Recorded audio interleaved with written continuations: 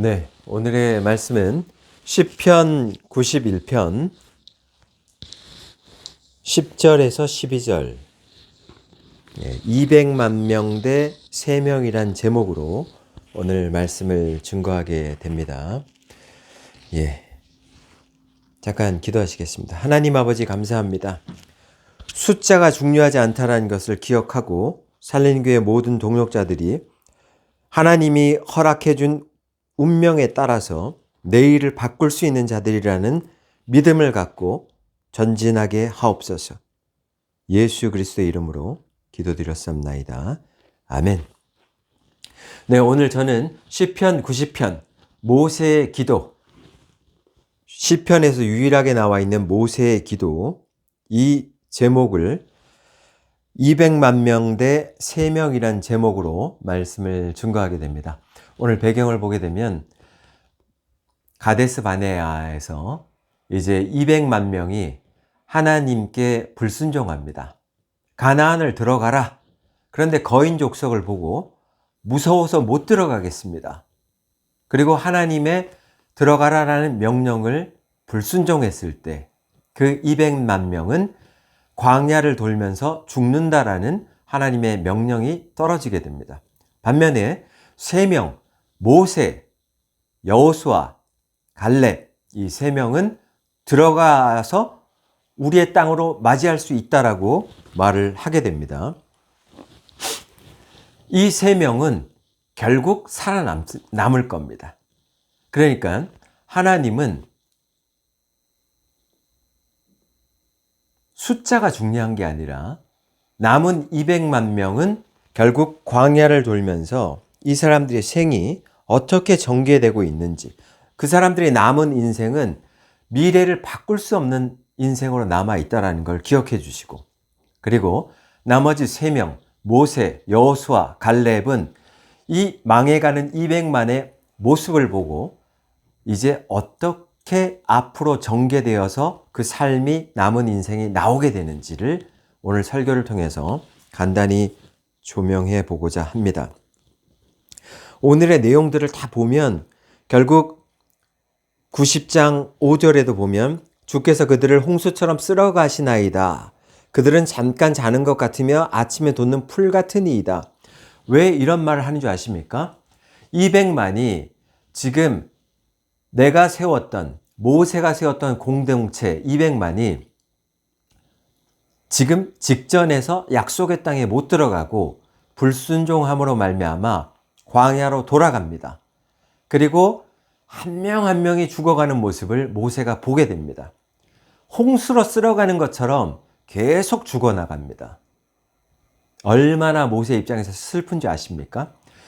그냥 아침에 돋아났다 저녁에는 마르는 풀같이 사람들이 죽어나가는 겁니다. 내가 알던 선배가 죽어나가고 내가 아끼던 동생이 죽어나갑니다.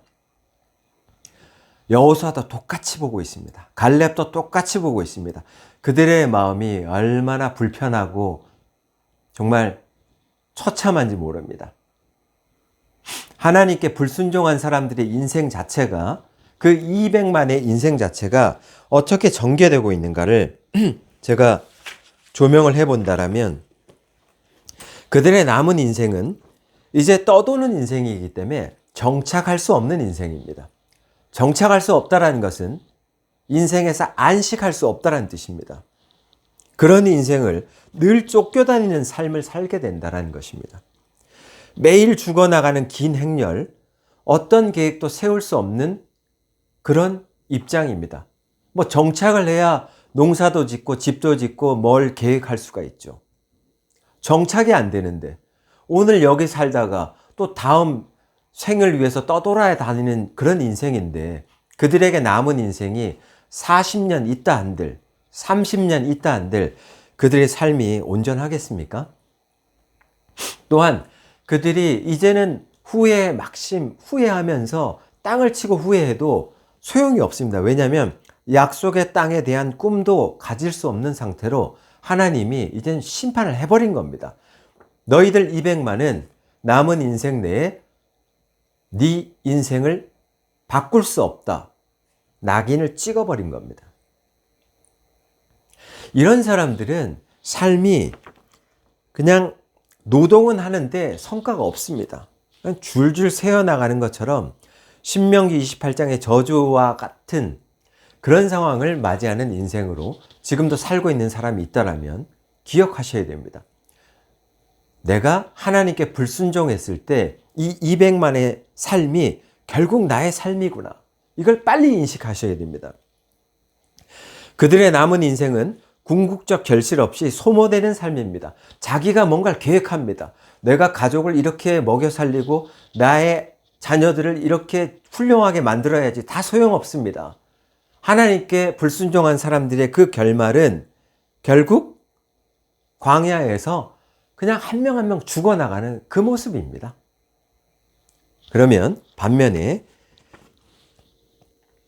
하나님께 순종했던 모세, 여호수아, 갈렙의 남은 인생은 어땠는가를 보게 됩니다. 이 남은 이 세 사람들도 그때 200만을 정말 설득해서 약속의 땅에 못 들어갔기 때문에 이들도 동료나 친구나 선배, 지도자들이 하루하루 죽어나가는 모습을 지켜봐야 됩니다. 그들도 받는 상처가 고민이 말로 다 할 수 없을 정도로 너무나 심각합니다. 내가 세워온 공동체가 다 쓰러져가는 모습을 봐야 되는 겁니다. 하나님의 진노가 현실에서 이렇게 무섭구나. 그때 전도하며 그때 세웠어야 하는데 못 세웠던 것에 대한 후회가 막심합니다. 남은 인생을 어떻게 살아야 되나? 모세, 여호수아, 갈렙밖에 안 남았습니다. 200만이 계속 죽어나갑니다. 내 나라가 망해가는 모습을 처참하게 보게 됩니다. 자, 그렇다면 여러분은 뭘 생각하셔야 되냐면 남은 시간이 길지 않아도 인생을 바꿀 수 있는 사람들, 이 초점에 여러분들이 인생을 걸으셔야 됩니다. 삶을 바꿀 수 있고 남들의 삶도 바꿀 수 있도록 영향을 미칠 수 있는 권리를 하나님으로부터 허락받은 운명론자들이 있습니다. 바로 이 세 사람입니다. 모세, 여호수아, 갈렙. 이 사람들은 지금 200만이 죽어나갈 때까지는 운명을 못 받고, 그런데 이 사람들은 살아남아 결국 이 200만에게, 죽어가던 200만에게 그래도 너희들은 죽지만 하나님께 회개하라는 얘기를 하면서 결국 뭘 진행하느냐? 다음 세대를 살려냅니다. 이 세 명이 광야에서 200만이 죽어나가던 그 사람들에게 유일한 기쁨, 너희들의 심판받는 중에서도 유일한 기쁨은 아이를 낳고 길러내며 보람되게 그들에게 정성을 쏟는 것, 그것이 너희들의 유일한, 죽어가던 너희들의 유일한 낙이다. 그래서 그들은 계속 아이를 낳습니다. 결국 어떻게 되느냐? 낳았던 아이들이 죽어갔던 200만을 대처할 정도로 다시 200만이 되는 겁니다. 가나안 입성 직전 총 인구 조사를 하게 됐는데, 그러니까 하나님께 불순종한 세대가 죽어나갈 때 출애굽 직후에 1차 조사 때, 민수기 1장이죠. 그때 조사했던 장정이, 싸움에 나갈 수 있는 20세 이상의 장정이 60만 3,550만 명이었는데, 60만 3,550명이었는데 광야에서 다 죽고 새로운 세대가 일어나는데, 민수기 26장 가나안 입성 직전에 모세, 갈렙, 여호수아가 이 세대들에게 너희는 너희 조상들처럼 불순종했다가는 너희 남은 인생을 또다시 헛되게 죽음으로 맞이하는 인생이 되니 절대로 그래서는 안 된다는 것에 따라서 그들은 하나님께 순종한 세대입니다. 그 순종한 세대가 인구조사로 말미암아 몇 명이냐? 싸움에 나갈 수 있는 20세 이상이 60만 1730명입니다. 똑같이 회복됐죠. 거의 차이가 없습니다. 그러면서 그 얘기는 뭐냐면 장정이 60만 명이라는 것은 동일하게 여성도 60만이라는 뜻이고 20세 미만의 남자가 약 40만 명 있었고 20세 미만의 여자가 약 40만 명, 노인 계층 포함해 대략 추가로 조성되는 인구가 약 20만 명입니다. 새롭게 빚어지는 인구. 이 인구 전체가 총 따져봤을 때 한 220만 명. 가나안 직전에 들어가는 인구가 약 200만 명에서 220만 명 정도가 다시 새롭게 조성되고 있다.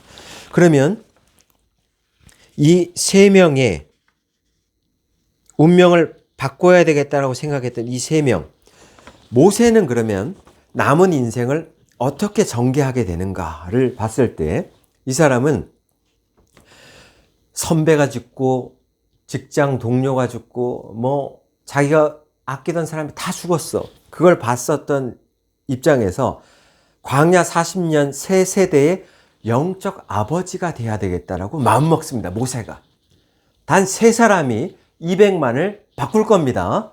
새롭게 태어난 200만을 바꾼다고요. 그러니까 이 영적인 아버지가 되어줘야 되겠다.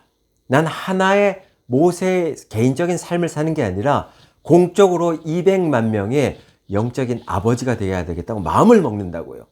자기 동료들이 죽어나가는 걸 보면서 40년 동안 마음을 먹었어. 그래서 어떻게 되냐? 이스라엘의 신앙을 완전히 세웁니다. 율법을 세우고요. 이스라엘은 하나님의 백성이라는 정체성을 세워줍니다. 그리고 여호수아를 후계자로 세워 불순종 세대의 죽음을 지켜보면서 오늘 본문에 나왔던 시편 90장 12절을 고백합니다. 12절. 그게 우리에게 우리 날 계수함을 가르치사 지혜로운 마음을 얻게 하소서. 예. 다시는 하나님을 불순종해서 자기의 남은 인생을 바꿀 수 없는, 그냥 몰락해버리는 그런 지혜 없는 상태가 아니고 하나님을 의지하는 상태로 지혜를 얻을 수 있도록 하옵소서. 남은 날을 계수할 수 있도록, 남은 날을 세워서 한번 이 내 남은 날을 바꿀 수 있는 존재가 될 수 있도록 해 주옵소서라고 얘기합니다. 여러분, 2015년 11월 16일부터 11월 15일부터 2025년 11월 15일까지, 어제까지죠. 10년의 시간입니다. 그 10년의 시간은 과거의 시간이기 때문에 여러분의 내일을 직접적으로 바꿀 수가 없는 시간입니다.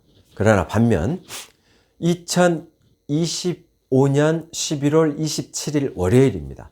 월요일까지 살 수 있는 사람이 있다라면 단 하루 남은 거죠.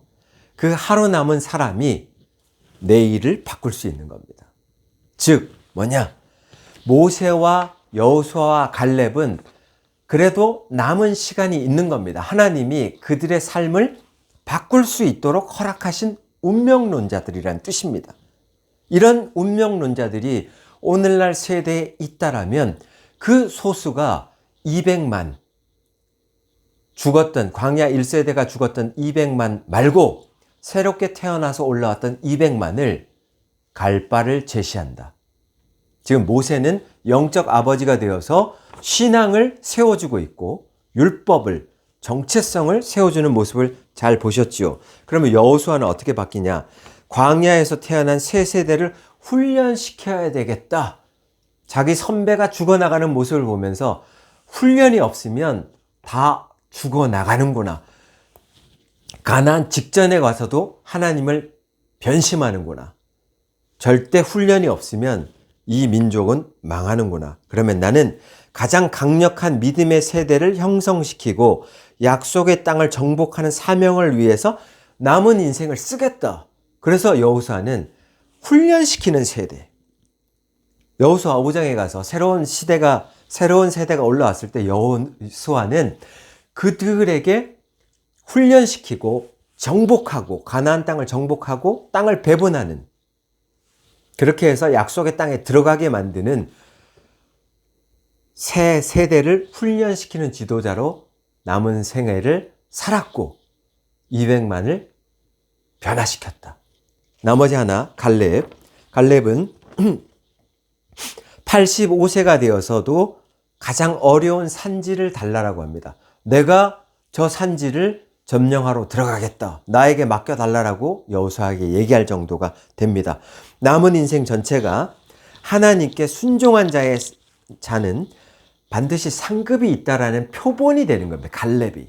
갈렙은 광야에서 자기 동료나 자기가 알았었던 많은 사람, 아내가 죽어나가는 모습을 보면서 뭘 뼈저리게 느꼈냐? 하나님께 순종한 자는 반드시 상급이 있다는 것을 기억합니다. 그래서 그의 인생은 나머지 200만, 하나님이 모르는 200만이 올라왔을 때 나 갈렙을 통하여서 지금도 건재하며 하나님께 순종해 왔었던 내가 하나님 앞에서 순종했을 때 어떤 상급을 받는지를 보라라는 것입니다. 그래서 실제로 갈렙이 믿음으로 쟁취했고 85세에 나가서 그 땅을 상급으로 받는 모습을 보면서 하나님의 상급, 믿음의 상급은 실제 존재한다는 것을 보여주고 간 세대입니다. 자기 인생도 변화시켰지만 200만들의 인생도 이렇게 믿음을 지켜나가면 하나님께 갔을 때 결국은 믿음의 상급이 있다는 걸 보여주고 간 세대라고요. 여러분, 결론을 맺습니다.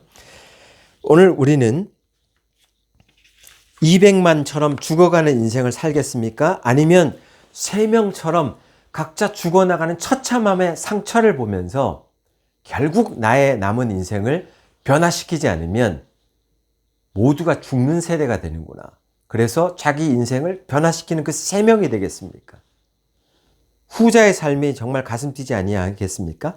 어느 쪽의 인생을 선택하며 살아가겠습니까? 이것이 오늘의 설교 내용이었습니다. 기도하시겠습니다. 하나님 아버지 감사합니다. 200만면 숫자가 중요한 게 아닙니다. 3명 적은 숫자가 아닙니다.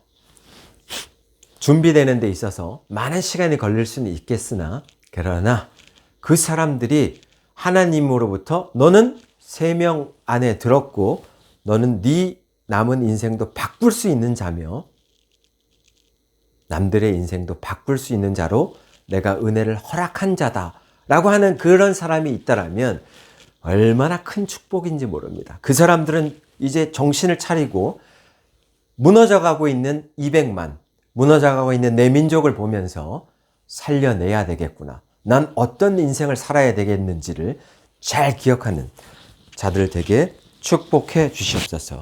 예수 그리스도의 이름으로 기도드렸사옵나이다. 아멘.